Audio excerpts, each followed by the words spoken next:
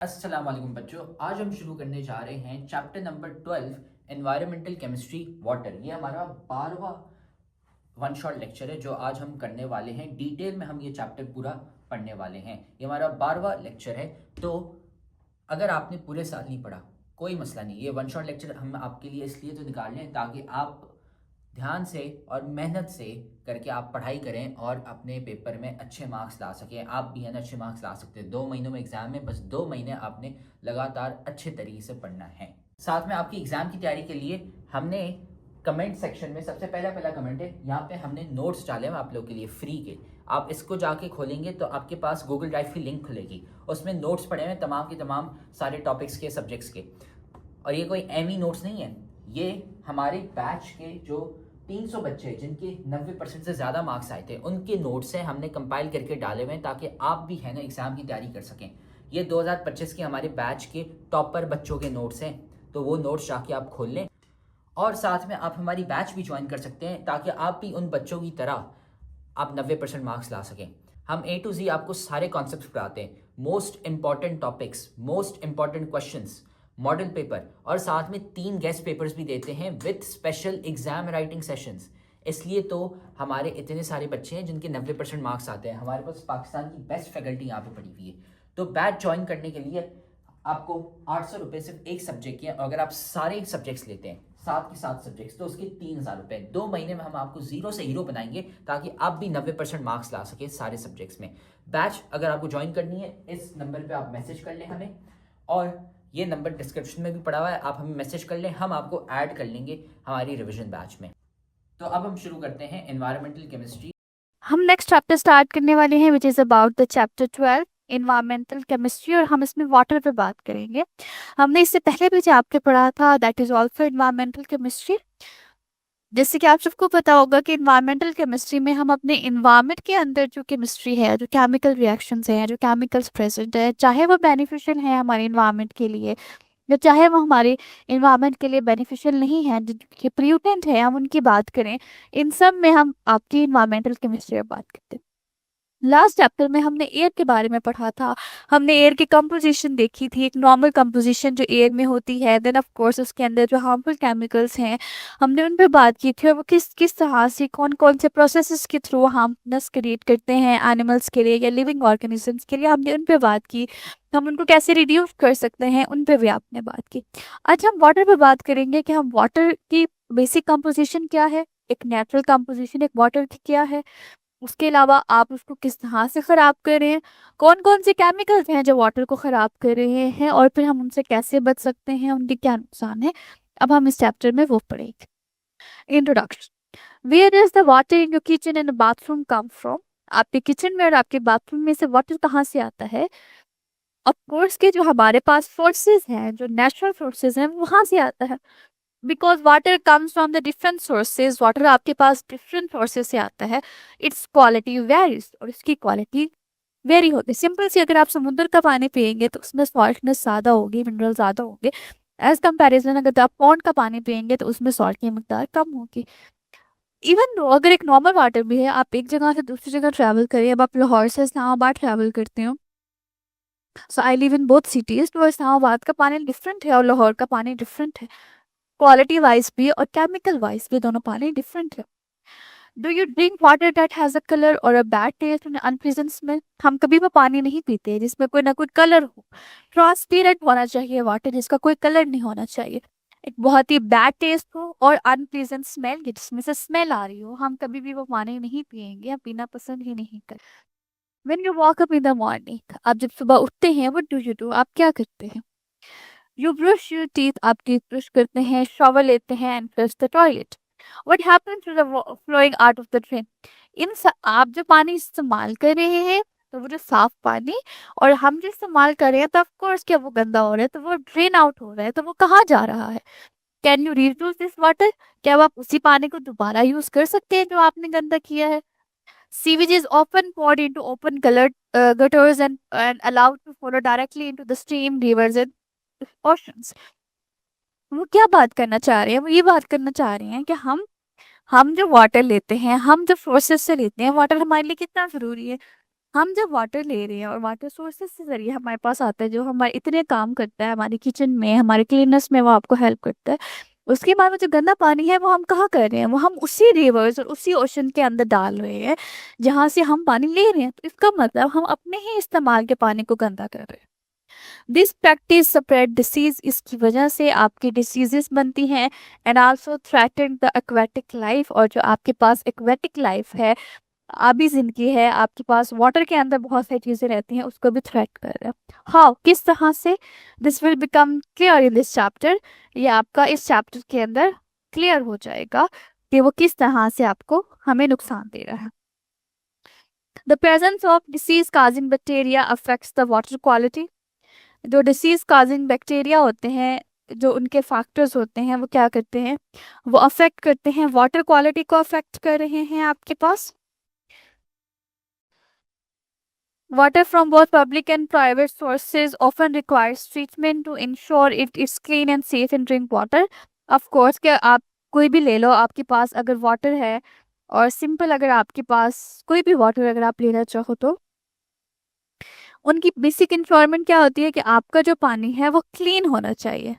किसी की भी जो बेसिक रिक्वायरमेंट है वो यही होती है कि आपका जो पानी है वो क्लीन हो। Waste water should also undergo treatment to remove the unwanted substances before entering the lake, rivers and ocean. हमारे पास क्या होता है कि जो वेस्ट वाटर है वो अंडरगो ट्रीटमेंट। अगर आपके पास वेस्ट वाटर है, आप उसको पहले ट्रीट करो। ट्रीट करने के बाद आप उसे जो है लेक्स में, रिवर्स में और ओशंस में डाल दो। Otherwise it also affect the marine life in through the food chains and human. नहीं तो अगर आप उसको ट्रीट नहीं करते, वो आपके मेरीन लाइफ को, फूड चेन्स को, ह्यूमन को बहुत ज़्यादा नुकसान पहुंचाता है।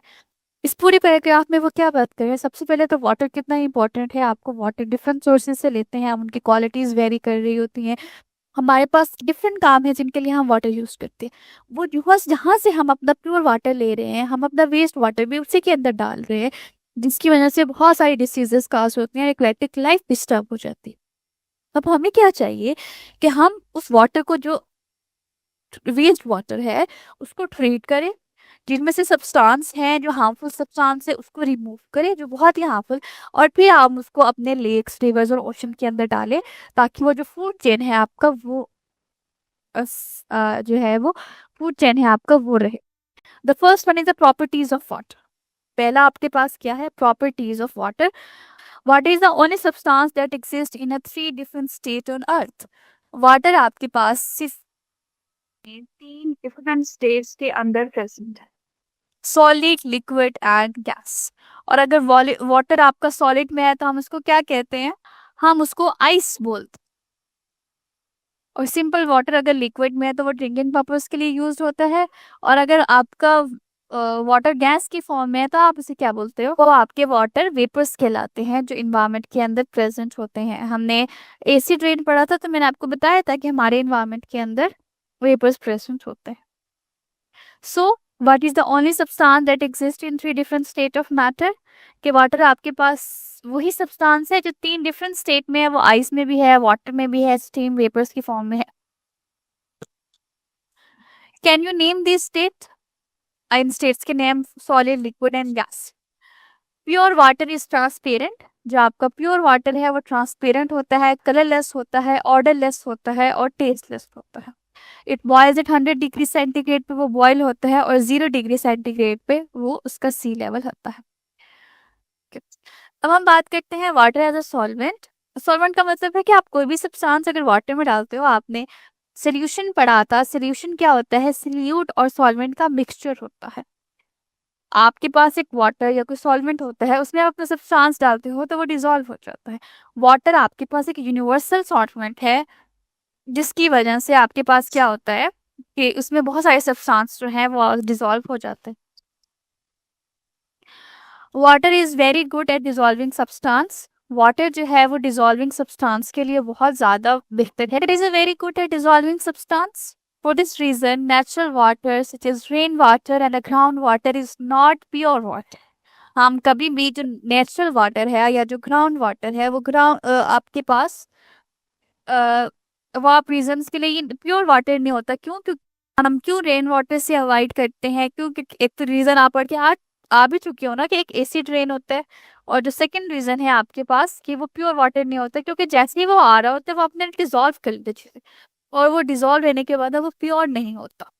तो इसलिए कहते हैं कि ग्राउंड वाटर है और जो रेन वाटर है उसे अवॉइड करना चाहिए, रेन वाटर को खास तौर पर।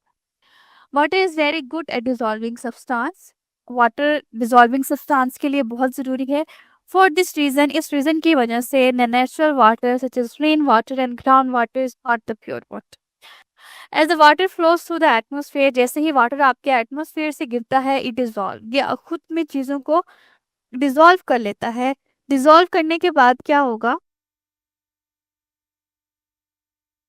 लिटिल ऑक्सीजन, उसमें अब ऑक्सीजन भी प्रेजेंट होगी, नाइट्रोजन भी प्रेजेंट होगी, कार्बन डाइऑक्साइड भी प्रेजेंट होगी, और डस्ट पार्टिकल्स भी प्रेजेंट होंगे जो उसको डिजोल्व करेंगे।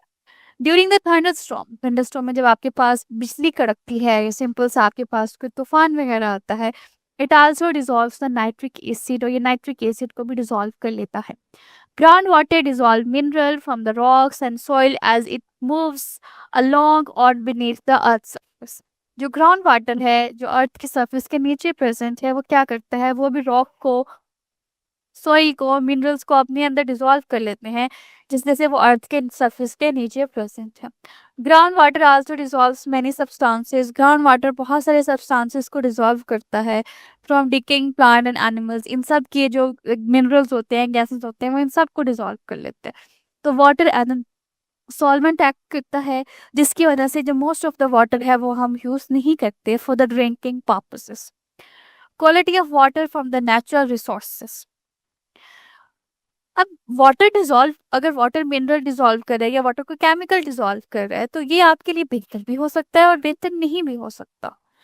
जैसे कि quality of water from the natural resources, natural resources में आपके पास नदी, नाले, लेक्स, ओशन, स्ट्रीम्स, ये सारा कुछ आता है। Water from the natural resources such as lakes, streams and underground rivers, जो आपके पास नेचुरल रिसोर्सेज से आप वाटर ले रहे हैं, जिसमें आपके पास लेक्स है, स्ट्रीम्स है, अंडरग्राउंड रिवर्स होते हैं, can contain many dissolve substances. उनमें बहुत सारे डिजॉल्व सब्सटेंसेस होते हैं दैट कैन बी बेनिफिशियल, जो कि बहुत बेनिफिशियल होते हैं और हार्मफुल होते हैं। Disadvantages of the natural substances found in a water, कि अगर आपके वाटर के अंदर जो नेचुरल सब्सटेंसेस आपके पास मिल जाते हैं, नेचुरल सब्सटेंसेस वही सब्सटेंसेस जो हमारे पास प्रेजेंट है। फॉर एग्जांपल, अगर वाटर के अंदर ऑक्सीजन की मिकदार ज्यादा होगी, प्लास्टिक प्लास्टिक वाटर के अंदर चला जाता है, उसकी मिकदार ज्यादा होगी है। मेटल कंपाउंड्स हैं, कैल्शियम है, मैग्नीशियम है, कोई भी मेटल है, उसकी मिकदार वाटर में, ये हमारे इर्द गिर्द प्रेजेंट है, और यही अगर वाटर में चली जाएंगी वो जो ड्रिंकिंग पर्पजेस के लिए, तो वाटर के साथ बहुत ज्यादा इफेक्ट क्रिएट करेंगी। Dissolve oxygen, where do fish and other marine water get their oxygen? Water contains dissolved oxygen. अब अगर ऑक्सीजन चली गई है, तो जो फिश होती है और जो मेराइन होती है, वो अपनी ऑक्सीजन कहाँ से लेंगे? ऑफ कोर्स कि वो वाटर से लेंगे, क्योंकि वाटर के अंदर डिजॉल्व ऑक्सीजन प्रेजेंट है। This oxygen is responsible for the survival of the aquatic organism. पानी के अंदर जो ऑर्गेनिज्म रहती है, उनके सर्वाइवल के लिए ये ऑक्सीजन बहुत जरूरी है। दूसरा आता है metallic compound. Natural water can contain metals. जो नेचुरल वाटर होते हैं उनमें आपके पास मेटल्स होती हैं, such as iron, sodium, potassium, magnesium, calcium, manganese, zinc and copper. Natural water के अंदर आपके पास मेटल्स होती हैं, ये सारे मेटल्स उनमें प्रेजेंट होती हैं। Some of these metals are necessary for the biological processes. इनमें से कुछ metals बहुत जरूरी होती हैं बहुत सारे biological process के लिए. Their excessive concentration can be poisonous for the aquatic organisms and humans as well. वो जब हम डिजॉल्व ऑक्सीजन, हमने दो पॉइंट्स पढ़े, एक हमने कहा डिजॉल्व ऑक्सीजन तो बेसिकली बेनिफिशियल ही होती है एक्वेटिक लाइफ के लिए, उनके सर्वाइवल के लिए। नेक्स्ट आपके पास आता है मेटालिक कंपाउंड। नेक्स्ट आपके पास मेटल्स कंपाउंड होते हैं। सो हम बात कर रहे थे मेटल कंपाउंड्स की, कि कुछ उन्होंने मेटल्स बताए हैं, एक नंबर ऑफ मेटल्स हैं जो कि प्रेजेंट हो सकती हैं आपके वाटर के अंदर। उनमें से कुछ बेनिफिशियल हैं, बायोलॉजिकल कंपाउंड्स के लिए बहुत जरूरी हैं, और कुछ आपने बायोलॉजी, जैसे कि फॉर एग्जांपल मैं आपको थोड़ी सी एग्जांपल देती हूँ। आपने सोडियम पढ़ा था, आप जो स्ट्रक्चर्स पढ़ते हो, आप जब स्ट्रक्चर्स पढ़ते हो तो उसमें आप देखते हो आयरन आपका हीमोग्लोबिन का बहुत इंपॉर्टेंट पार्ट है, और हीमोग्लोबिन क्या करता है, ऑक्सीजन कैरी करता है। तो ऑफ कोर्स अगर आपकी बॉडी के अंदर आयरन नहीं होगी तो हीमोग्लोबिन नहीं होगा, हीमोग्लोबिन का स्ट्रक्चर नहीं बनेगा, और उन स्ट्रक्चर के बनने की वजह से ऑक्सीजन ट्रांसपोर्ट नहीं होगी, बॉडी को ऑक्सीजन नहीं मिलेगी, तो बॉडी को स्वेट चीजें आ जाएगी। सो हम क्या करते हैं, प्लास्टिक्स लेते हैं। Plastic wastes can pollute the water, इस तरह सॉरी मेटल कंपाउंड्स में, अब अगर ये बायोलॉजिकल प्रोसेस के लिए बहुत जरूरी है, लेकिन अगर ये एक्सेसिव कंसंट्रेशन होते हैं, अगर इनकी एक्सेसिव कंसंट्रेशन हो जाए तो यही पॉइजनस क्रिएट करते हैं। नेक्स्ट हम प्लास्टिक्स पे बात कर रहे थे। Plastic waste can pollute the water bodies, plastic waste जो है वो वाटर बॉडीज को पोल्यूट करती है। This is a very serious threat to the aquatic life and ecosystem, ये बहुत ही सीरियस थ्रेट है एक्वेटिक लाइफ के लिए और इकोसिस्टम के लिए। वेस्ट वाटर, जो हम वाटर यूज करते हैं, अब ऑफ कोर्स क्या वो वाटर वेस्ट वाटर हो चुका है। Plastic waste can pollute water bodies, जितने भी प्लास्टिक के वेस्ट हैं वो वाटर बॉडीज को पोल्यूट कर सकते हैं। Sorry, water waste can enter the natural water supplies, जो वेस्ट वाटर है वो जो नेचुरल वाटर सप्लायर है उसमें एंटर हो जाएगा। Waste water carries the pathogens, bacteria, viruses and other harmful substances, जो कि वेस्ट वाटर्स हैं वो पैथोजेंस को, बैक्टीरिया को, वायरसेस को और दूसरे हार्मफुल सब्सटेंसेस को कैरी करता है। These pollutants pose a serious threat to the human and aquatic life. ये जो pollutants होते हैं ये आपके ह्यूमन और एक्वेटिक लाइफ के लिए बहुत ज्यादा थ्रेटफुल होते हैं। Fifth one is a harmful microbes. Natural water resources can contain harmful microbes, pathogens, disease causing agents. वो एजेंट जो डिसीज काज कर सकता है। अब आपने अपने बायोलॉजी के अंदर पढ़ा होगा कुछ बैक्टीरिया होते हैं जो डिसीज काज करते हैं। अब कोरोना वायरस है तो वो एक वायरस है जो डिसीज काज करते हैं। फ्लू है, फ्लू का वायरस होता है। ये सारे बैक्टीरिया, वायरस, फंजाई, ये सारी कैटेगरीज आपने पढ़ी थी। कुछ बैक्टीरिया बेनिफिशियल होते हैं जो डिसीज कॉज नहीं करते, एट द सेम टाइम कुछ बैक्टीरिया डिसीज कॉज करते हैं। कुछ वायरस डिसीज कॉज नहीं करते बट कुछ करते हैं। पैथोजेंस का मतलब है सारे disease causing agent. Any disease causing agent are called pathogens. So हम माइक्रोब्स की बात, जैसे कि माइक्रोब्स का मतलब है स्मॉल ऑर्गेनिज्म। अब स्मॉल ऑर्गेनिज्म में वायरस हो सकता है, बैक्टीरिया हो सकता है, पैरासाइट हो सकता है, वो कुछ भी हो सकता है। Harmful microbes, natural water resources can contain harmful microbes such as bacteria, viruses and parasites. Natural water resources में आपके पास हार्मफुल बैक्टीरिया हो सकती हैं, जैसे कि आपके पास बैक्टीरिया, वायरसेस एंड पैरासाइट्स जैसे मॉस्किटो वगैरह।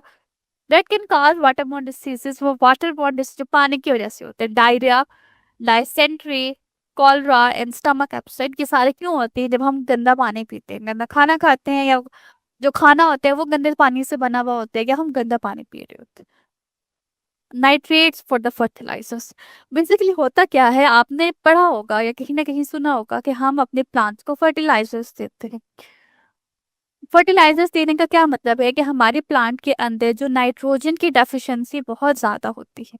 हम तो नाइट्रोजन किसी ना किसी तरह से ले लेते हैं, हम मीट खाते हैं उसमें नाइट्रोजन होता है, कोई भी प्रोटीन का सोर्स है तो उसमें नाइट्रोजन होता है। प्लांट के लिए नाइट्रोजन लेना बहुत मुश्किल हो जाता है और प्लांट के अंदर नाइट्रोजन डेफिशिएंसी हो जाती है, जिसकी वजह से वो बेहतर तरीके से परफॉर्म नहीं करते। तो हम फर्टिलाइजर्स ऐड करते हैं जिनमें मेनली नाइट्रोजन होती है, वो जो नाइट्रेट होते हैं। हमने प्लांट को नाइट्रेट फर्टिलाइजर्स दी जो कि नाइट्रेट था।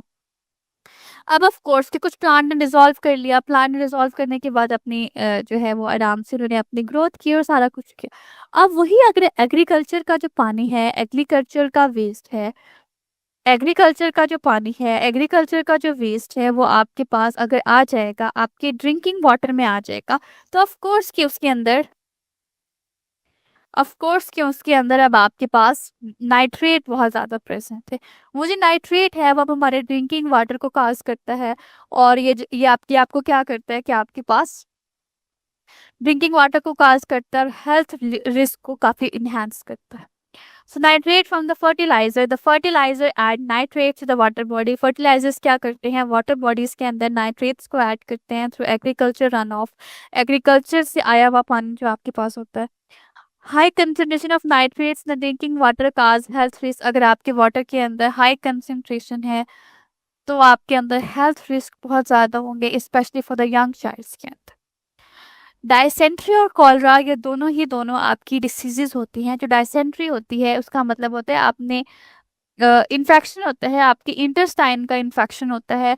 और उसमें आपके पास क्या होता है कि आपके जो नॉर्मल फीसेस होते हैं वो बहुत वो बहुत कंटामिनेटेड हो जाते हैं। आपके इंटेस्टाइन जो है जिसे हम आंते कहते हैं, स्मॉल इंटेस्टाइन, लार्ज इंटेस्टाइन, वो आपके डैमेज हो जाती हैं और आपकी फूड डाइजेशन सही नहीं होती। और कोलरा के अंदर क्या होता है, बेसिकली आपकी बैक्टीरियल इन्फेक्शन है। उसमें आपके पास एक बैक्टीरिया होता है, उसके थ्रू काज करते हुए उसकी वजह से आपको वॉमिटिंग होती है, आपके पास वॉमिटिंग होती है, डिहाइड्रेशन हो जाती है। ये मोस्टली किस वजह से होता है, जब आप गंदा पानी पीते हो या गंदा खाना खाते हो, तो उसकी वजह से ये दोनों डिसीजेज आपको हैं। ये दोनों अलग अलग हैं। पहला था नाइट्रेट फ्रॉम द फर्टिलाइजर। तो पहले हमने फर्टिलाइजर्स पे बात की, अब हम बात करते हैं फॉस्फेट पे। जैसे कि कुछ नाइट्रोजन के अंदर हमारे पास क्या होता है कि फर्टिलाइजर्स नाइट्रेट यूज होते हैं, सिमिलरली कुछ के अंदर आप फॉस्फेट यूज करते हो। और सिंपली जो हम डिटर्जेंट्स यूज करते हैं, कोई भी क्लीनिंग सब्सटेंस अगर आप यूज करते हो फर्टिलाइजर्स के अंदर, तो वो बहुत ज़्यादा लाइक आप कह सकते हो कि आपके पास हार्मफुल होता है और फॉस्फेट प्रोड्यूस करते हैं। फिर फॉस्फेट ऑफ कोर्स के ड्रिंकिंग वाटर की तरफ जाते हैं और वहां पर उसको डैमेज करते हैं। Phosphate in fertilisers and detergent can enter the water bodies through run off. Fertilisers के अंदर जो फॉस्फेट होते हैं और डिटर्जेंट्स के होते हैं, वो भी उस रन ऑफ के थ्रू, यानी किसी न किसी रास्ते के थ्रू आपके वाटर बॉडीज के अंदर एंटर हो जाते हैं। High concentration of the phosphate can cause eutrophication. Eutrophication एक ऐसा फिनोमिना है, जब आप कहते हो कि सिंपल वर्ड में अगर मैं आपको बताऊं, तो जब आपके वाटर सिंपल है, आपने अक्सर देखा होगा कि सिंपल वाटर है, कोई ना कोई लेक है, लेकिन उसके ऊपर ग्रीन एल्जी लग चुकी है, एल्गल ब्लूम हम उसे बोलते हैं।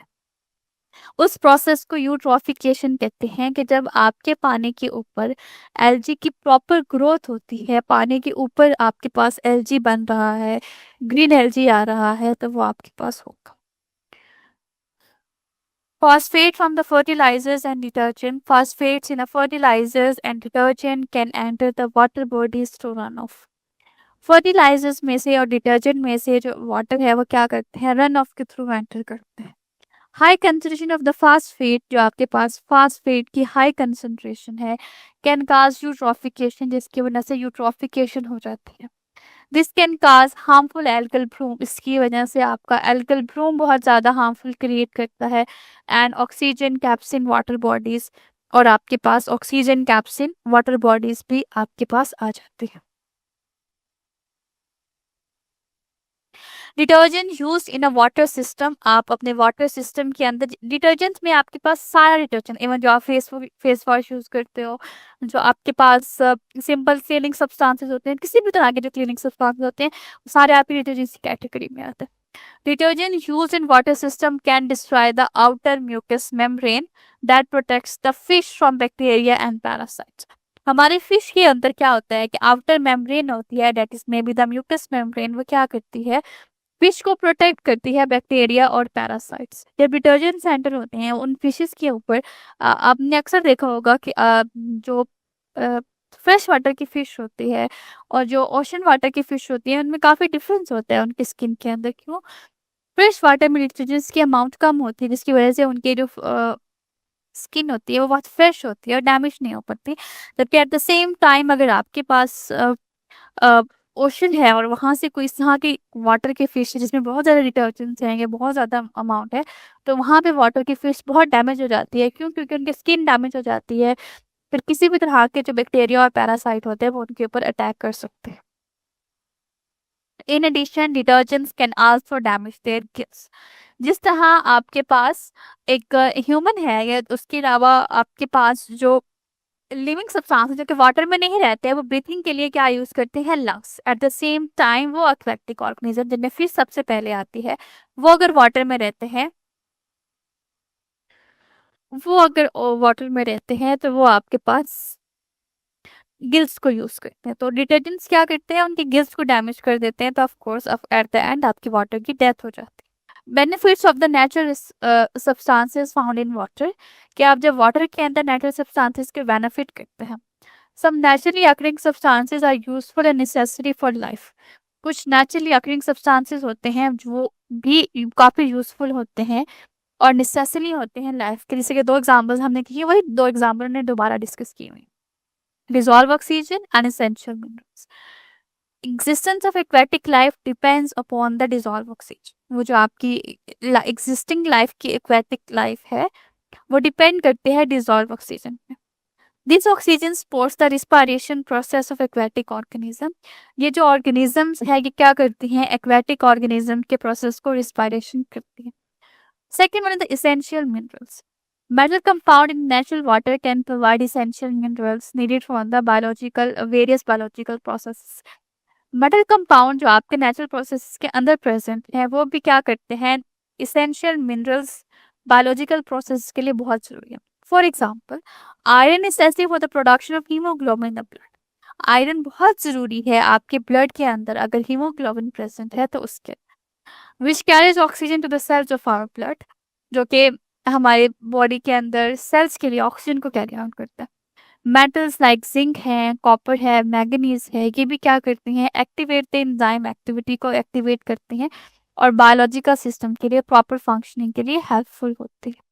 अब डिस्टिल वाटर में भी आपने क्या किया हुआ है, डिस्टिलेशन की हुई है, कि आपके पास अगर वाटर है, डिस्टिल वाटर में भी आपने डिस्टिलेशन ही की हुई है, कि अगर आपके पास वाटर है तो आपके पास क्या होगा, अगर वो वाटर इम्प्योर है, अगर आपका वाटर इम्प्योर है, उसमें सॉल्ट्स प्रेजेंट हैं, उसमें और तरह तरह की चीज़ें प्रेजेंट हैं जो कि आप नहीं चाहते कि उसमें प्रेजेंट हो, तो अब आप क्या करोगे, उसकी डिस्टिलेशन कराओगे।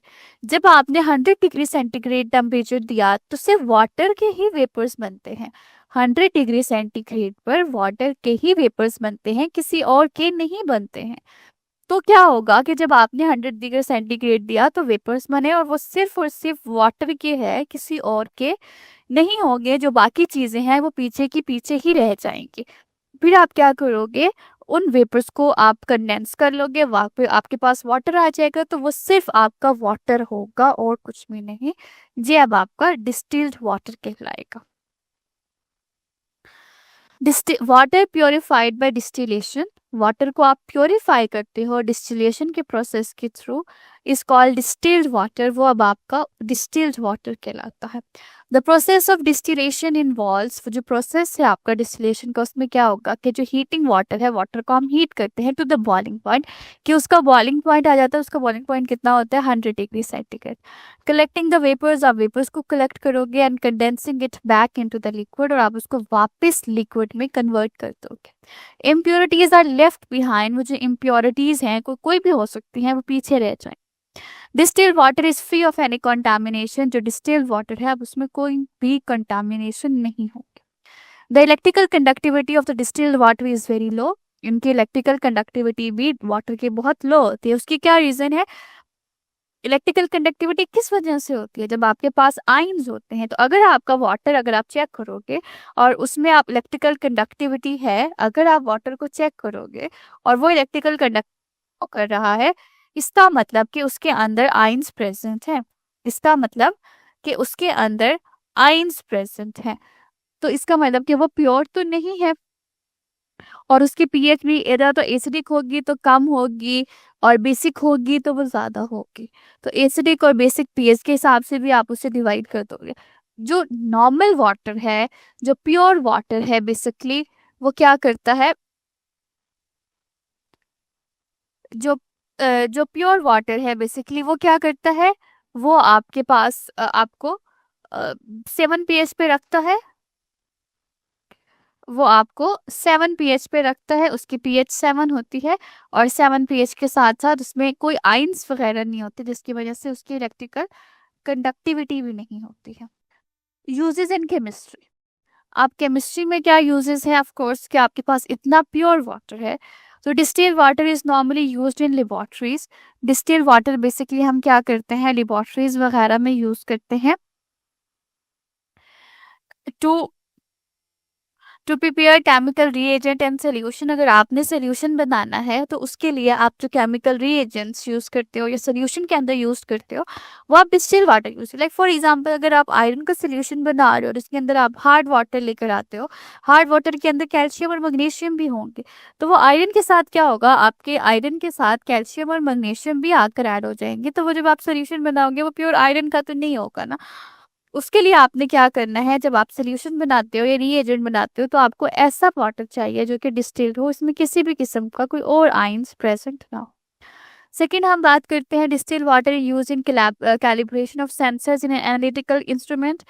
यहाँ पर होगी कि हमारे पास जो इंस्ट्रूमेंट होते हैं एनालिटिकल इंस्ट्रूमेंट किसी भी तरह के, तो वो हमारे पास उनकी मेजरमेंट खराब हो जाती है तो हमने उसको कैलिब्रेट करना होता है। ये आपके पास डिस्टिल्ड वाटर की आ गई टैप वाटर, जो आपके पास सिंपल सप्लाइड वाटर आता है, म्यूनसिपल से आता है, हाउस होल्ड में या आपके कमर्शियल्स वगैरह में एरिया में आता है, तो वो आप उसका टैप वाटर आप उसे कंसीडर करते हो। Water supply through the municipal water system, ये जो आपका घरेलू वाटर सिस्टम है, सीवरेज सिस्टम है, उसके थ्रू जो आपका वाटर आता है टू द हाउस होल्ड, आपके घरों में आता है फॉर द कमर्शियल पर्पजेज के लिए आपके पास आता है, that is called tap water, इसको आप टैप वाटर कहते हो। It comes from the various sources, ये बहुत सारी सोर्सेज के थ्रू आता है, जिसमें आपके पास स्ट्रीम्स होती हैं, रिवर्स होती हैं, लेक्स होती हैं, रिजर्वायर्स होती हैं और ग्राउंड वाटर भी होता है। It undergoes processes to meet safety standards to make it safe for the people. Of course कि आपके पास क्या होता है कि आप इसको पहले प्रोसेस करते हो ताकि जो सीपी लोगों की सेफ्टी के लिए आपके पास वो हो सके, लोगों की सेफ्टी के लिए हम उसको बेहतर बनाते हैं, आपके पास अच्छी से अच्छी सेफ्टी हो सके। बट ऑफ कोर्स कि पाकिस्तान में इतना नहीं है, बल्कि जितने भी डेवलप्ड कंट्रीज में आप देखोगे तो वहाँ ये रिवाज आता है कि वो अपने पानी को साफ बनाते हैं। एप्लीकेशन इन केमिस्ट्री इंडस्ट्री, इसके अंदर क्या एप्लीकेशन है, जो tap water is use as a solvent for the general purposes. आपकी केमिस्ट्री के लैब के अंदर जो टैप वाटर है वो आपके जनरल पर्पसेस के लिए इस्तेमाल होता है, जैसे क्लीनिंग ग्लासवेयर्स, आप ग्लासवेयर्स को क्लीन करते हो, इक्विपमेंट्स को क्लीन करने के लिए यूज होते हैं, use for educational and simple demonstration as a readily available solvent, कि टैप वाटर भी आपका सॉल्वेंट के लिए बहुत यूज होता है। सो ऑफ कोर्स कि हम मोस्टली ड्रिंकिंग पर्पजेस के लिए टैप वाटर यूज करते हैं। डिस्टिल वाटर के ऑलमोस्ट कि वो प्योर वाटर है, डिस्टिल वाटर आपका एक प्योर वाटर है, बट स्टिल आप उसको नहीं यूज करते, क्यों? क्योंकि आपकी बॉडी को बहुत सारे मिनरल्स चाहिए होते हैं, आपकी बॉडी को बहुत सारे इक्विपमेंट्स, मिनरल्स, केमिकल्स चाहिए होते हैं, क्योंकि डिस्टिल वाटर बहुत ज़्यादा प्योर हो जाता है। तो अगर आप डिस्टिल्ड वाटर पीते हो तो आपको डेफिशिएंसी हो जाएगी, आपकी बॉडी के अंदर मिनरल डेफिशिएंसी हो जाती है। ये सारा हम नॉर्मल वाटर की प्रॉपर्टीज पढ़ते हैं। अब हम वाटर पोल्यूशन पढ़ेंगे, वाटर बॉर्न डिसीज पढ़ेंगे, उसके बाद उनके कॉजेस पढ़ लेंगे, किसकी वजह से होता है, वाटर की स्कार्सिटी के सारा कुछ हम पढ़ लेते हैं। Water pollution, so water is a good at dissolving substance, की हम शुरू से बात कर रहे थे कि वाटर बहुत सारे सब्सटेंस को अपने अंदर डिजॉल्व कर लेता है, चाहे वो एक के लिए बेनिफिशियल हैं या नहीं है, वो सारे क्या करेगा कि वो मोस्टली सब्सटेंस को अपने अंदर डिजॉल्व कर लेगा। Water is very good at dissolving substance, के वाटर सब्सटेंस को डिजॉल्व करने के लिए बहुत बेहतरीन है। As the water from the rains and snow flows over the rock, कि जब आपका बारिश का पानी या जो बर्फ़ है वो पत्थरों के ऊपर से गुजरता है, एंड थ्रू द सॉइल, जब वो सॉइल्स के ऊपर से गुजरेगा, इट डिजॉल्व्स मिनरल, ये बहुत सारे when these chemicals are in sufficient concentration, जब ये केमिकल्स बहुत ही sufficient concentration का मतलब है बहुत ही लाइक आपके पास एक अच्छी कंसंट्रेशन में आपके पास होंगे, water becomes unfit for the human. ये बात तो आपको पता है कि आपके पास अगर ये बहुत ज़्यादा कंसंट्रेशन होगी, लाइक इसकी कम कंसंट्रेशन होगी तो ये हम पी सकते हैं, बट अगर बहुत ज़्यादा एक्स्ट्रा कंसंट्रेशन अगर आपके पास हो जाती है तब आप इसको नहीं पी सकते। Many human activities also pollute like the surface and ground water. बहुत सारी ह्यूमन एक्टिविटीज भी इसको पोल्यूट कर देती हैं, सरफेस वाटर है या जो ग्राउंड वाटर है वो भी इसको पोल्यूट कर देगा। Human activities such as household waste, human activity जैसे कि आपके घरों के वेस्ट होते हैं, एग्रीकल्चर वेस्ट आपके पास होते हैं, लाइफ स्टॉक वेस्ट होती हैं, पेस्टिसाइड्स होती हैं, ऑयल लीक्स होती हैं, डिटर्जेंट्स होती हैं, septic tank, petroleum, natural gas production में also result in contamination of water. इन सारे प्रोसेसेस से जितने भी आपकी वाटर बॉडीज हैं, जैसे कि मैंने आपको लास्ट लेक्चर में बताया, ये वाटर बॉडीज बेसिकली आपकी क्या होती हैं, आपके पास लेक्स, रिवर्स, ये सारी चीजें आपकी वाटर बॉडीज में आती हैं। तो ये सारी आपकी वाटर बॉडीज आएंगी, उन सब की, इन सारे प्रोसेसेस की वजह से वो सारी डैमेज हो जाए। We will discuss household waste, industrial waste in this unit. इस यूनिट के अंदर हम हाउस वेस्ट को और इंडस्ट्रियल वेस्ट पढ़ेंगे। You will learn about the types of waste in the higher grades कि इंडस्ट्रियल वेस्ट से और हायर हाउस होल्ड वेस्ट से किस तरह से आता है। सबसे पहला जो आपके पास है that is the household waste. Household waste include human waste.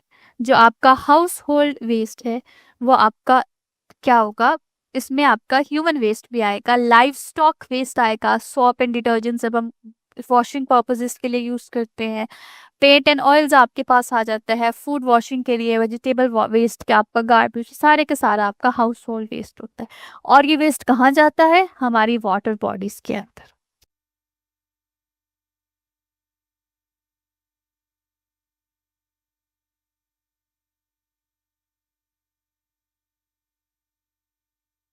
उसके बाद although detergents have a stronger cleansing action, although अगर हम बात करते हैं डिटर्जेंट्स की तो वो बहुत ही स्ट्रॉन्गर क्लिनजिंग एक्शन है डिटर्जेंट्स का देन सोप की निस्बत। लाइक अगर आप सोप लेते हो और उसके साथ आपको डिटर्जेंट लेते हो तो डिटर्जेंट का क्लिनजिंग एक्शन ज़्यादा स्ट्रॉन्ग होगा।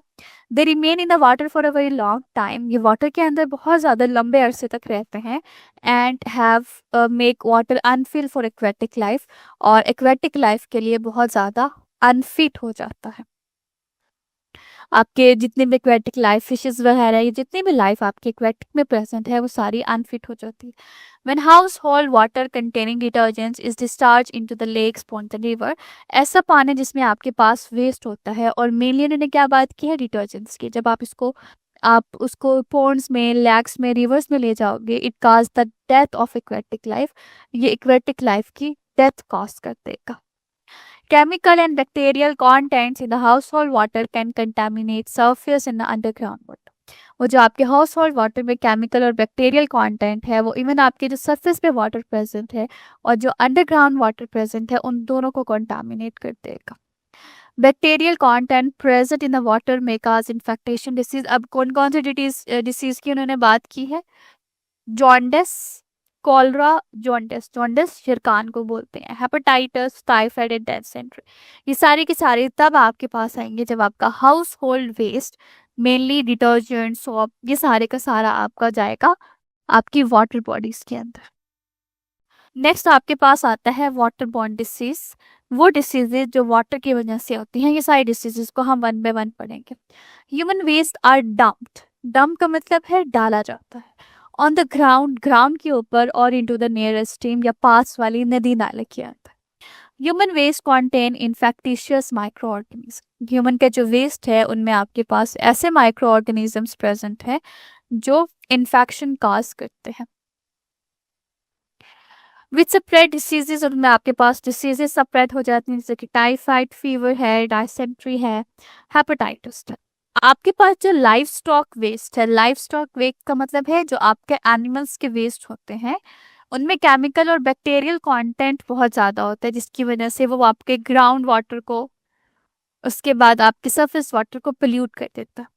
Hepatitis is a viral disease, hepatitis बहुत ही वायरल डिसीज है। वायरल का क्या मतलब है, उसका जो काजिंग एजेंट है वो वायरल है और कई स्प्रेड अक्रॉस ड्रिंकिंग वाटर। जो हेपेटाइटिस है वो गंदा पानी पीने की वजह से होती है। अनक्लीन वाटर सप्लाई, जब आपकी वाटर सप्लाई अनक्लीन होगी, पुअर सैनिटेशन होगी, सफाई का इंतजाम नहीं होगा, पुअर हाइजीन होगी, that are going to kill 2,668,000 people, sorry, 26,68,000 people worldwide each year. Water in a swimming pool is purified from pathogenic organism by aeration and chlorination. हमारे पास basically water को purify करने की एक तो डिस्टिलेशन का process था, लेकिन उसके अलावा भी हमने वाटर को प्योरीफाई करते हैं तो हम उसकी क्लोरिनेशन करवाते हैं और एरिएशन करवाते हैं। तो जो आपका स्विमिंग पूल वाटर है वो बेसिकली इसी तरह से हम उसको क्लीन करवाते हैं। अब कुछ डिसीजेज हैं जिनको हम डिटेल से पढ़ेंगे। सबसे पहले आपके पास डायसेंट्री आ जाती है। Dysentery is also an intestinal disease. Dysentery भी आपके पास एक इंटेस्टाइनल डिसीज है। ये कहाँ पर होती है? आपके इंटेस्टाइन के अंदर। It is caused bye parasite. ये एक पैरासाइट की वजह से होती है, एंट अमेबा। ये एंट अमेबा कहाँ पर होता है? जब आपके पास कंटामिनेशन होती है, और जब आप पानी पीते हो तो वो जो कंटामिनेशन है वो आपके वो पैरासाइट है वो आपके इंटेस्टाइन के अंदर ग्रो करना शुरू कर देता है। This infection is transmitted by the fecal contamination of water and food by the infested organism. जब आपका वाटर या फूड है उसमें आपकी कंटामिनेशन आ जाए, किस तरह से आएगी कि आपके पास गंदा पानी है, उसके आप यूज कर रहे हो अपने घरों के लिए, अपने खाने पकाने के लिए, कुकिंग पर्पज के लिए यूज कर रहे हो, तो वो सारे माइक्रो ऑर्गेनिजम्स आते जाएंगे। Patient have mild to severe. Mild का मतलब हल्के से, स्वेयर का मतलब बहुत ज्यादा। एब्डोमिनल क्रैम्प्स उसमें होते हैं, डायरिया आता है, chocolated colour stool with the mucus and sometimes blood. Stool वो जो सिक्रीशंस होती है आपकी बॉडी से सिक्रीट होती है यूरिन वाले एरिया से, या वहां से स्टूल सिक्रीट होता है जो बहुत डार्क कलर का होता है, और ब्लीडिंग भी कास्ट होती है in the case of dysentery. Jaundice.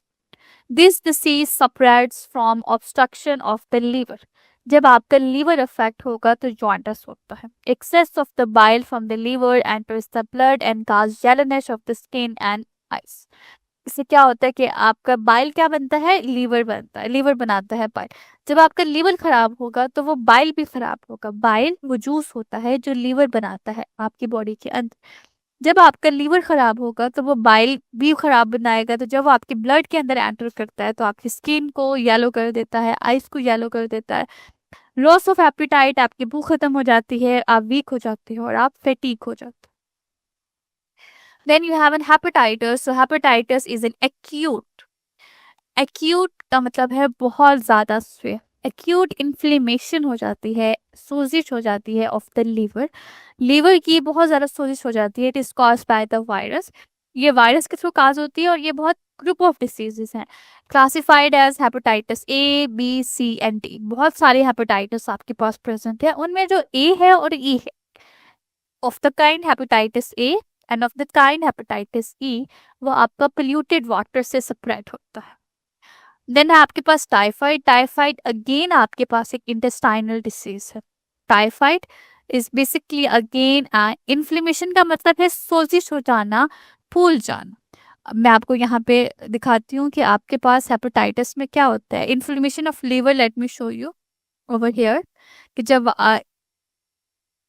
Even जब आपके पास चोट लगती है तो आपकी वो जो जगह होती है वो सूज जाती है, तो हम उसको कहते हैं कि वो इन्फ्लेमेशन है। ये आपका हेल्दी लिवर है, और ये साथ ही आपका इन्फ्लेमेशन लिवर है। इसको आप इन्फ्लेमेशन ऑफ लिवर बोलोगे। ये आपका हेपेटाइटिस होती है जिसमें आपका लिवर खराब होता है, और हेपेटाइटिस ए एंड ई आपका पोल्यूटेड वाटर के थ्रू स्प्रेड कर। Then we have a typhoid. जब आप बहुत ज्यादा गंदा पानी पीते हो या कुकिंग पर्पसेस के लिए यूज करते हो, अपने डेली पर्पसेस के लिए, तो उसमें बहुत सारे बैक्टीरिया और माइक्रो ऑर्गेनिजम्स होते हैं। वो जब आप उसकी आपकी बॉडी के अंदर जाते हैं तो ये लीवर को खराब कर देते हैं, जिसकी वजह से आपके लीवर के ऊपर इन्फ्लेमेशन होती है। Typhoid is again a dangerous intestinal disease. It's spreads by the polluted water. ये भी गंदे पानी से फैलती है, कंटेनिंग द बैक्टीरिया, जिनमें आपके पास बैक्टीरिया होते हैं, और ये बैक्टीरिया के नाम्स आपके पास लिखे हुए हैं। Salmonella typhi, salmonella paratyphi, salmonella enteritidis. I repeat, salmonella typhi, salmonella paratyphi, salmonella enteritidis. It is characterised by the continuous fever.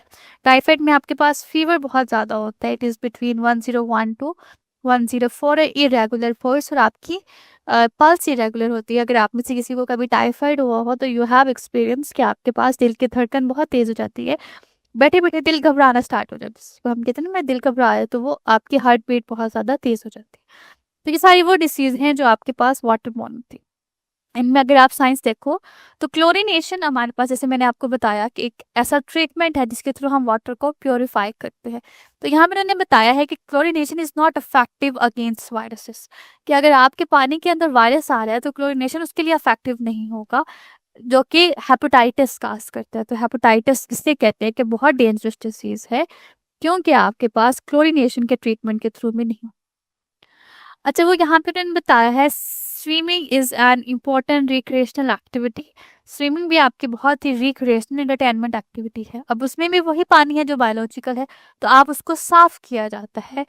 Biological कॉन्टैमिनेशन, जितनी भी आपकी बायोलॉजिकल कॉन्टैमिनेशन, आपके कोई बैक्टीरिया वायरसेस प्रेजेंट है, हैज लेसन, जो कि कम किए जाते हैं the recreational value of water.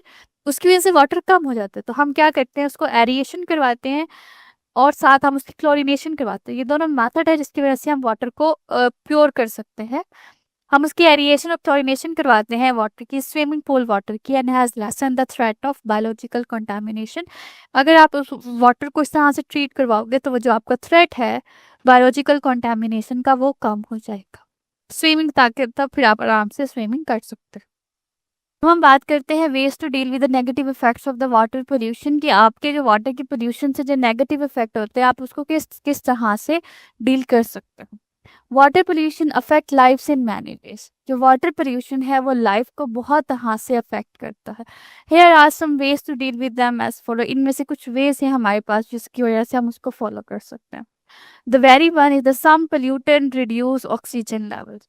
कुछ पोल्यूटेंट्स क्या करते हैं, ऑक्सीजन लेवल्स को कम कर देते हैं इन अ वाटर बॉडीज, आपके वाटर बॉडीज के अंदर, and make the survival difficult for the aquatic life.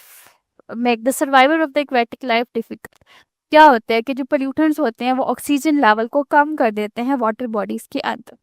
Pollutants क्या करते हैं, ऑक्सीजन लेवल को कम कर देते हैं वाटर बॉडीज के अंदर और एक्वेटिक लाइफ को डिफिकल्ट बना देते हैं। टू प्रिवेंट दिस, इसको प्रिवेंट करने का क्या ही है, it is important to control nutrient flow and properly treat sewage industrial waste that encourage the excessive algae growth. Basically होता क्या है, इसका एक हल क्या है कि हम जब अपना सीवेज का वेस्ट है या हमारे हाउस होल्ड में से कोई वेस्ट है, या उसके अलावा हम जो हमारे पास आ जाता है, हमारे पास क्या होगा कि हम क्या करेंगे कि इंडस्ट्रियल का जो वेस्ट है, अब कुछ सारे वेस्ट नहीं होता, कुछ हमारे पास बेसिकली क्या है, कुछ हमारे पास क्या कह सकते हैं उसको, कि कुछ खास केमिकल्स होते हैं जो कि वाटर के अंदर जाके ये चीज़ क्रिएट करते हैं। उन केमिकल्स को रिमूव करना ज़रूरी हो जाता है। तो हम क्या करेंगे, हम इंडस्ट्रियल वेस्ट में से या जो जितना भी हमारा सीवेज का वेस्ट है उसमें से रिमूव करेंगे हम उसको, और तब हम उसको वाटर में डालेंगे, ताकि जब वो वेस्ट भी अगर आपके वाटर में जाएगा तो वो ऑक्सीजन की डेफिशिएंसी काज नहीं करेगा। सेकंड, हम बात कर रहे थे हैवी मेटल्स की। Heavy metals present in the polluted water can accumulate in the tissue of the aquatic organisms. जितने भी आपके एक्वेटिक ऑर्गेनिजम्स है, जितने भी आपके एक्वेटिक ऑर्गेनिजम्स हैं, हैवी मेटल्स वहां जाके स्टक हो जाएंगी। दीज मेटल्स ऑफ कोर्स, जब हम एक्वेटिक को फिश हम अपनी डाइट में भी तो लेते हैं, एक्वेटिक ऑर्गेनिजम्स को हम डाइट में भी तो लेते हैं बहुत ज़्यादा, तो वो क्या होता है कि वो आपकी जब आपके साथ जाएंगे तो वो आपकी ह्यूमन हेल्थ को भी ख़राब कर देंगे। These metal also harm human health if the people consume them as a food. अगर वही आप फूड के तौर पर खाओगे, वही चीज़ें अगर आप फूड के तौर पर खाओगे तो वो आपके पास क्या होगा, तो वो क्या होगा कि आपकी ह्यूमन के अंदर चला जाएगा। These metals also harm human health. ये जो मेटल्स हैं वो ह्यूमन हेल्थ को भी बहुत ज़्यादा नुकसान पहुंचाते हैं। If people consume them as a food, अगर लोग उसको फूड की तरह लें। Preventing industrial waste water from the enter water waste can minimise the emission of such pollutant. हमें क्या करना चाहिए कि हम अपने इंडस्ट्रियल वेस्ट को, उन वाटर वेस्ट की ना, हमें सेपरेट रखना चाहिए ना, कि जो हमारा वेस्ट है उसको आप सेपरेट रखो, जो आपने पानी पी रहे हो इनटेक करना है आप उसको सेपरेट रखो। इन दोनों को कंबाइन करने से ही प्रॉब्लम्स क्रिएट हो जाती है। थर्ड, वाटर बोर्न डिसीज जितने भी हम पढ़ कर आ चुके हैं, जैसे कि हेपेटाइटिस है, कॉलरा है, डायसेंट्री है, they are caused by harmful microbes. Microbes का जो माइक्रो ऑर्गेनिज्म, जो स्मॉलर ऑर्गेनिजम्स आपके पास आते हैं,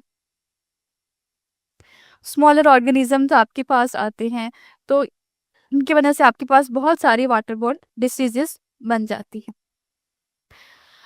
ensuring the proper treatment of domestic and industrial waste water. आपके पास डोमेस्टिक और इंडस्ट्रियल वेस्ट वाटर का प्रॉपर ट्रीटमेंट होना चाहिए, compliance with the good sanitary hygiene requirements and providing cleanness access to the clean drinking water are essential in preventing the water borne disease. क्या क्या होना चाहिए, सबसे पहले तो वो कि आपको क्या कह रहे हैं, ensuring proper treatment of domestic and industrial waste water.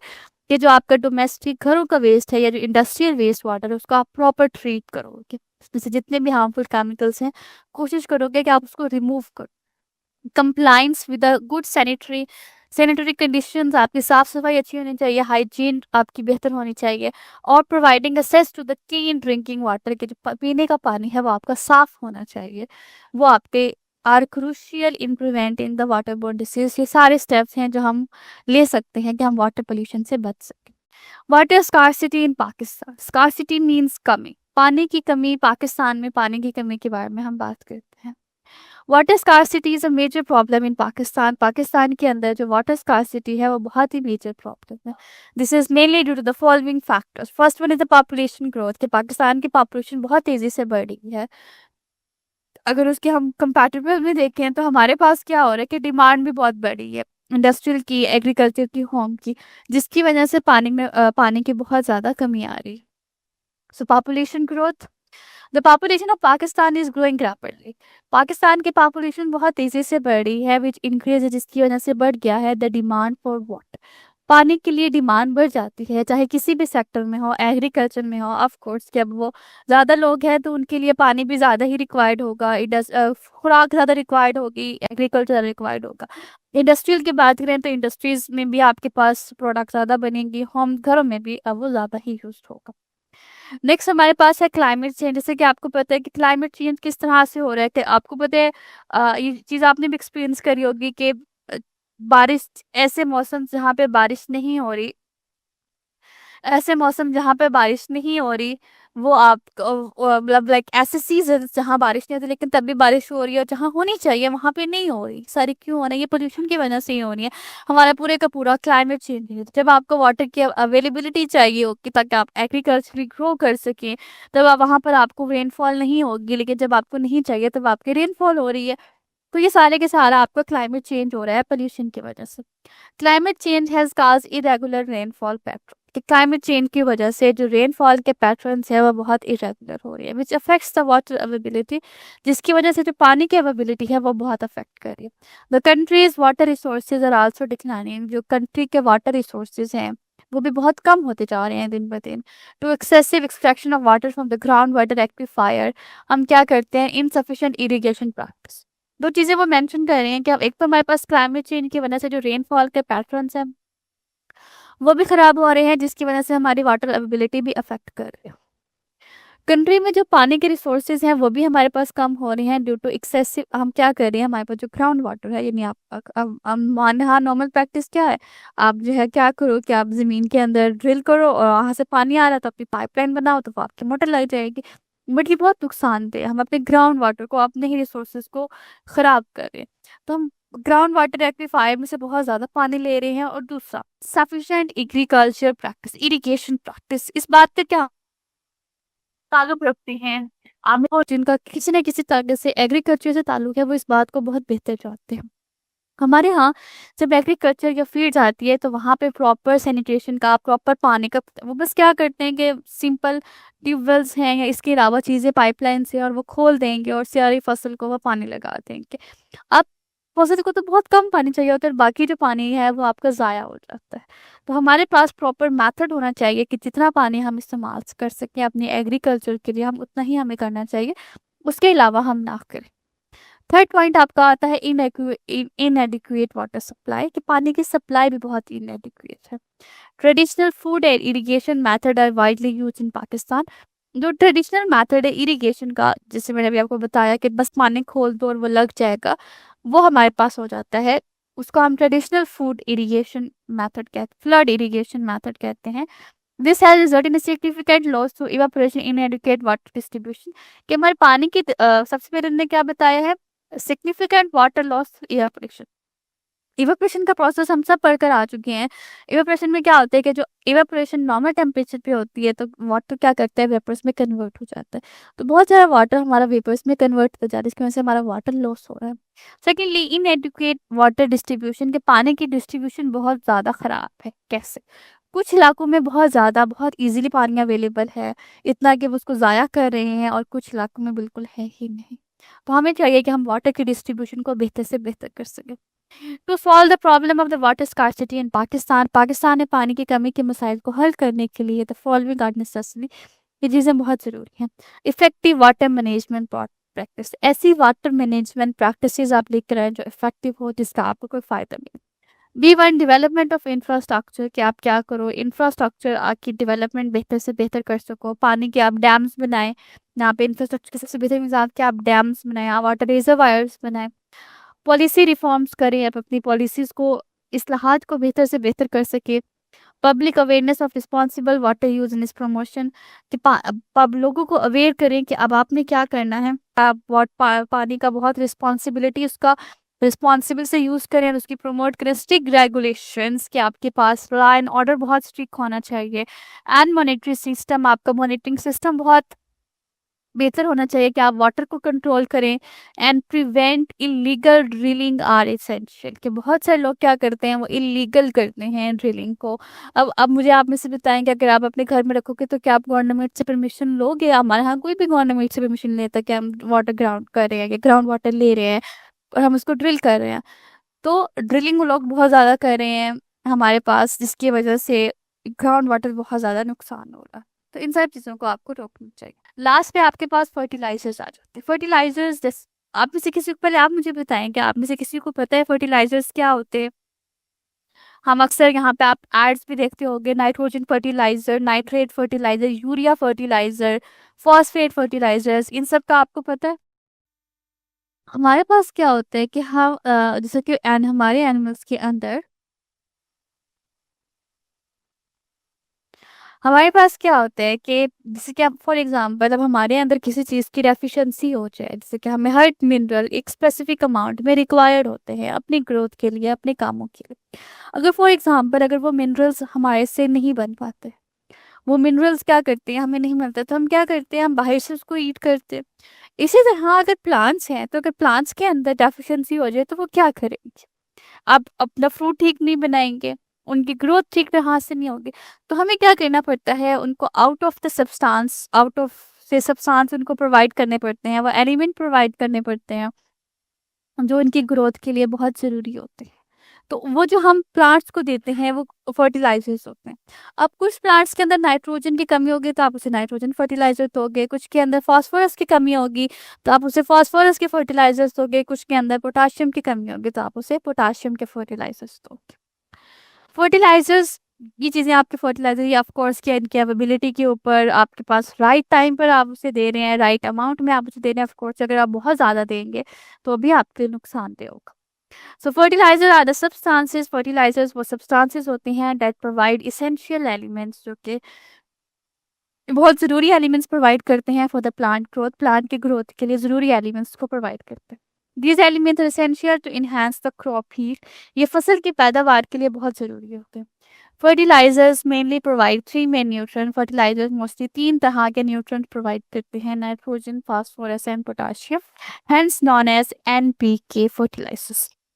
Urea, अच्छा अभी आप डायरेक्ट नहीं देते हो, नाइट्रोजन चाहिए तो हम नाइट्रोजन डायरेक्ट नहीं देंगे, हम इनके कंपाउंड देते हैं। जैसे कि अगर आपने नाइट्रोजन चाहिए तो आपको यूरिया, पोटाशियम नाइट्रेट, यहाँ पे ये यूरिया है, पोटाशियम नाइट्रेट है, अमोनियम सॉल्ट है, such as diammonium phosphate, superphosphate are the important fertiliser. ये वो कंपाउंड है जो हम फर्टिलाइजर्स के तौर पर उनको देते हैं। Fertiliser dissolve in water, fertilisers water में डिजॉल्व होते हैं। So they provide nutrient to the plant in readily available form. क्या करते हैं ये न्यूट्रिएंट को, क्योंकि जो चीज़ वाटर में डिजॉल्व हो जाती है वो टूट फूट जाती है, वो हमारे लिए बहुत रेडली अवेलेबल। और जो चीज़ आपके फॉर एग्जांपल वाटर में डिजॉल्व नहीं होती तो वो बहुत ज़्यादा आपके पास क्या करते हैं, वो बहुत ज़्यादा आपके पास क्या करती हैं कि आपको डिज़ोल्व होने में बहुत टाइम लगा देते हैं। सो ये जो फर्टिलाइजर्स होते हैं ये वाटर के अंदर डिज़ोल्व हो जाते हैं, तो ये बहुत रेडली अवेलेबल होते हैं, बहुत तेज़ी से अवेलेबल होते हैं, बहुत ज़्यादा, बहुत जल्दी प्लांट के अंदर एब्जॉर्ब हो जाते हैं। It is important to give fertiliser at the right time at the right amount. ये बहुत ज़रूरी है कि आप अपने फर्टिलाइजर्स को सही, जब प्लांट ग्रो कर रहा है, जब आपकी फसल ग्रो कर रही है, अब तब उन्हें दो और आप राइट अमाउंट में दो, यानी जितना उनको चाहिए आप उतना ही दो, ना उससे कम ना उससे ज़्यादा। This practice is called as nutrient management, के न्यूट्रिएंट आप मैनेज कर रहे हो प्लांट का। It optimises the intake of nutrient by the plants, ये क्या करता है कि प्लांट से न्यूट्रिएंट को ऑप्टिमाइज कर देता है and reduces the loss of nutrient. हमारे पास क्या होगा कि न्यूट्रिएंट का जो लॉस है वो कम हो जाएगा। This practice can minimise environmental problems, जैसे कि बहुत सारे इन्वायरमेंटल प्रॉब्लम्स आपके पास आते हैं, such as nutrient run off into the water bodies. Basically क्या होगा कि अगर आप बहुत ज़्यादा न्यूट्रिएंट या बहुत ज़्यादा फर्टिलाइजर दोगे, बहुत ज़्यादा न्यूट्रिएंट या बहुत ज़्यादा फर्टिलाइजर्स आप दोगे, आप क्या करोगे कि बहुत सारे न्यूट्रिएंट आप दोगे, तो अब आप वाटर के अंदर या रेनफॉल होगी, पहले आप न्यूट्रिएंट्स प्रोवाइड करते हो, उसके बाद हम पानी देते हैं। अगर हम बहुत ज़्यादा न्यूट्रिएंट्स देंगे और उसके बाद पानी देंगे, तो न्यूट्रिएंट्स क्या करेंगे, बजाय इसके कि वो प्लांट के अंदर ऑफ जा सकें, वो पानी के साथ बहना शुरू कर देते हैं। और फिर ऑफ कोर्स कि जब वो वाटर बॉडीज के अंदर आएंगे, तो वो ऑफ कोर्स के वो प्रॉब्लम या पोल्यूशन पास करेंगे। सो ये आपका चैप्टर है। तो उम्मीद है अब आपको ये पूरा टॉपिक समझ आ गया होगा एंड इससे आपकी एग्जाम की तैयारी मुकम्मल हो गई है। वापसी कमेंट सेक्शन में हमने यहाँ पे फ्री के नोट्स डाले हुए हैं टॉपर बच्चों के, तो वो नोट्स जाके आप गूगल ड्राइव की लिंक से वसूल कर लें। और अब बात आती है एंड ऑफ चैप्टर क्वेश्चंस की। ये हम यूट्यूब पे नहीं कराते। ये आप देख रहे हैं हमारे इतने बच्चों के मार्क्स क्यों आए, वो इसलिए क्योंकि आपको कॉन्सेप्ट आता है लेकिन उसका जवाब नहीं लिखना आता, इसलिए बहुत सारे बच्चों के मार्क्स नहीं आते। शॉर्ट आंसर लॉन्ग आंसर के जवाब कैसे लिखते हैं, पेपर पे लिखते कैसे, पेपर अटेम्प्ट कैसे करते हैं। इसलिए तो हमारी रिवीजन बैच आई हुई है। रिवीजन बैच में हम आपको सिखाते हैं कि जवाब कैसे लिखते हैं, पेपर कैसे अटेम्प्ट करते हैं। ये कोई नहीं सिखाता आपको पूरे पाकिस्तान में।